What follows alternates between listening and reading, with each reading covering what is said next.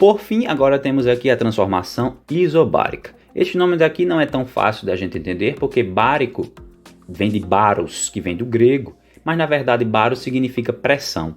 Então isobárico significa a mesma pressão ou pressão igual. Então a gente diz que uma transformação isobárica é aquela que se transforma através de uma pressão constante. Então na transformação isobárica a pressão permanece a mesma, ela não muda.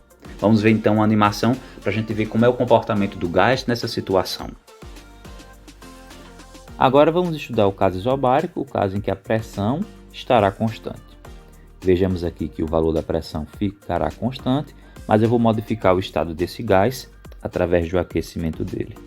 A gente observa que quando isso ocorre, a temperatura aumenta e o volume também aumenta.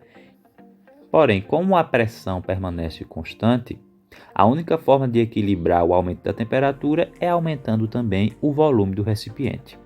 Vamos ver se nós diminuirmos o que ocorre.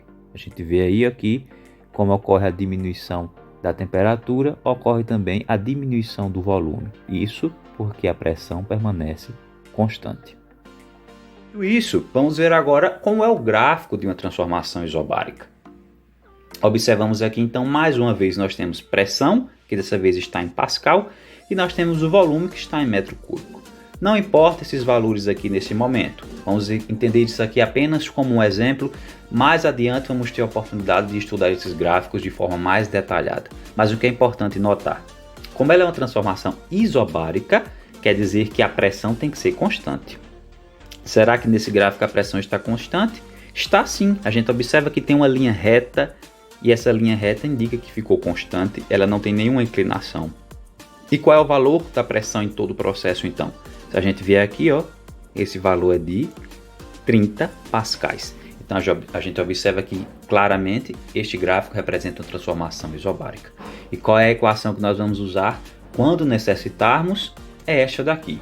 V1 dividido por T1, que é igual a V2 dividido por T2. Ou seja, o volume do estado 1 dividido pela temperatura do estado 1 é igual ao volume do estado 2 dividido pela temperatura do estado 2. Vamos ver então aí um exemplo para entendermos melhor como aplicar esta equação. Bom, para esse terceiro exemplo, diz assim, o gás ideal possui volume de 8 litros a 300 Kelvin. Então vamos começar já tirando os dados, lendo e tirando os dados ao mesmo tempo. Possui volume de 8 litros. Se ele possui naquele momento, então é o estado inicial dele, não é? Então nós temos aqui que o volume inicial é de 8 litros e a temperatura inicial, que é T1, é de 320 Kelvin. Após uma transformação, ou seja, depois, na qual a pressão não varia, então a gente sabe aqui, ó, que é uma transformação isobárica, porque a pressão não mudou, o volume passa a ser de 5 litros.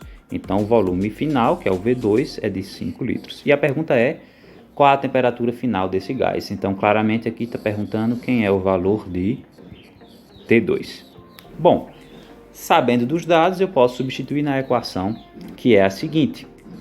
V1 sobre T1, que é igual a V2 sobre T2. Agora só é substituir os valores, porque tudo está compatível. Lembrando que aqui, ó, a temperatura está em Kelvin, então não vai haver nenhum problema.